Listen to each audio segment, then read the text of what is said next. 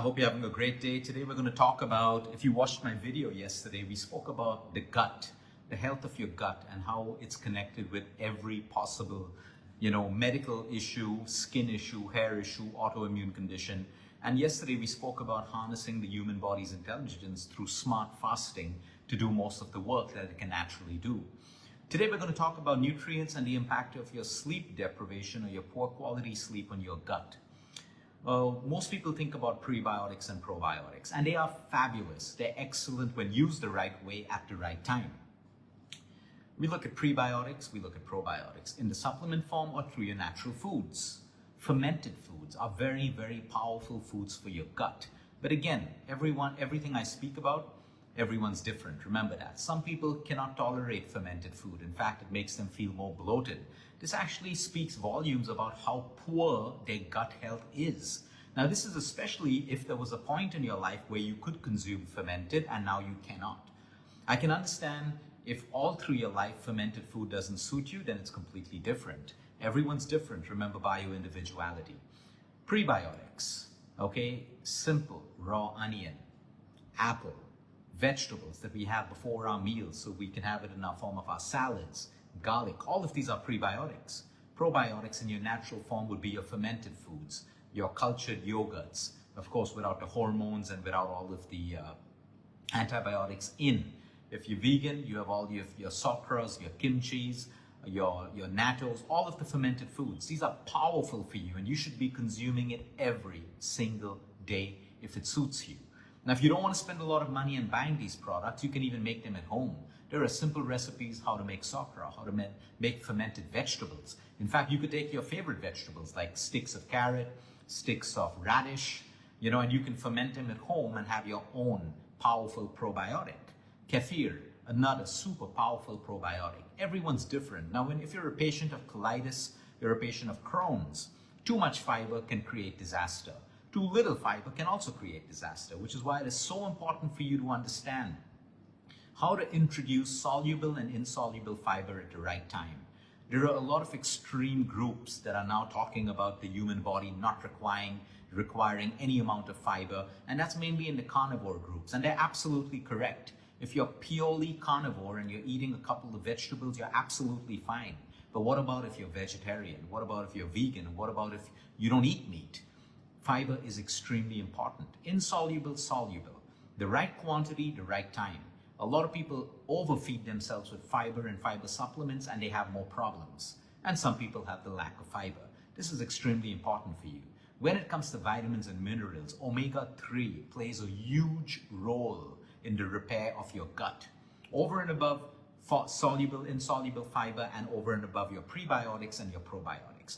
When it comes to supplementation, the market is full of cheap probiotics and good probiotics. You also have symbiotics, which is a combination of a pre and a pro, and technically it should be that way because a probiotic is useless without a prebiotic, which is why the way you eat your meals is also extremely important. What goes into your system first, what goes into your system last.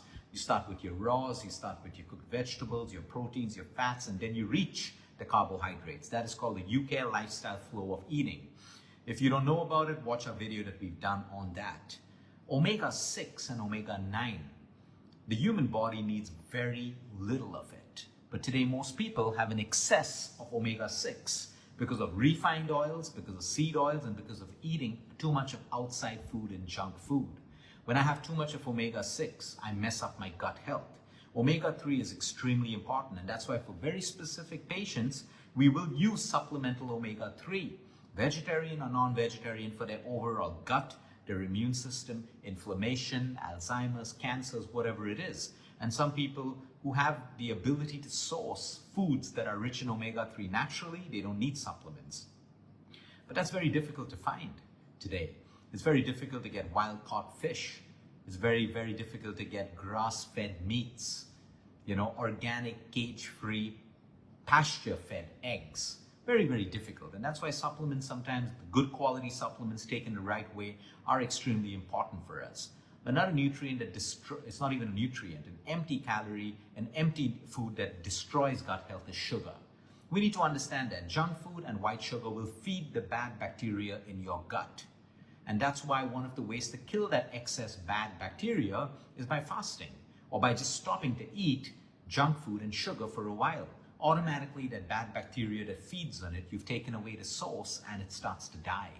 So that's why fasting or elimination of these particular foods is extremely important. Your high fructose corn syrup found in so many of your packaged foods is disastrous to the gut, period. It is disastrous to the gut. Especially if you're sick, you're on antibiotics and you're eating these foods, you're unable to use your gut to actually bring about recovery and healing for you. Now, many people could be lactose intolerant and many people could be gluten intolerant. The important point is, if you're confused, do the test. Go to your doctor and say, prescribe a test for me to see if I'm celiac or to see if I'm lactose intolerant. And if the test comes back positive, you know what you need to avoid. But most people get off these foods and create more stress in their life. I can understand you've gotten off lactose, gluten, and you're feeling better, everything's better, great. But you don't have to just do it if it's not making sense to you. Sometimes the easiest way is get a test and you know right up front if you're celiac, you know right up front if you're lactose intolerant, and it'll also help you to understand your allergies that you get way more clearer when you have these tests done for you. Now that we've understood about nutrients, making your plate like a rainbow, having different colors, this is biodiversity. If you've ever noticed, if you go to a new country and you eat local, you'll have lesser problems than if you try to maintain your same current diet of your native state. And that's why people, when they move and they live in new countries, it's important for them to adapt to some amount of the local cuisine, the local fruits, the local vegetables, the local nuts, the local seeds. It plays a huge role with your gut. Your gut microbiome is constantly adapting to the weather, to the air that you're breathing, to nature, to everything. It is that intelligent and that powerful.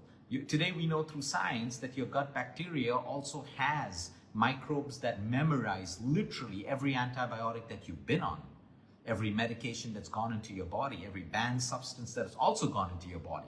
The point is, it's intelligent. We push it too hard, it's going to create a problem. Today, a huge problem is abdominal belly fat, obesity, and hormonal issues that come along with obesity. And there's a direct connection with the health of your gut. Something called SIBO, S-I-B-O, small intestinal bacterial overgrowth.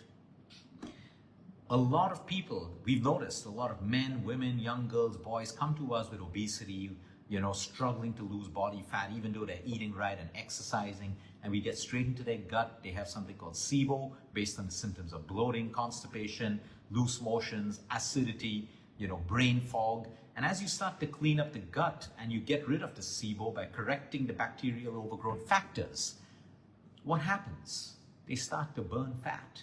They start to lose weight because, like I said yesterday, everything is connected with the health of your gut. So obesity is not just about a weight loss plan and more exercise. It's way beyond that. It's about a gut protocol with your fat burn plan, with your lifestyle changes, which brings us to sleep.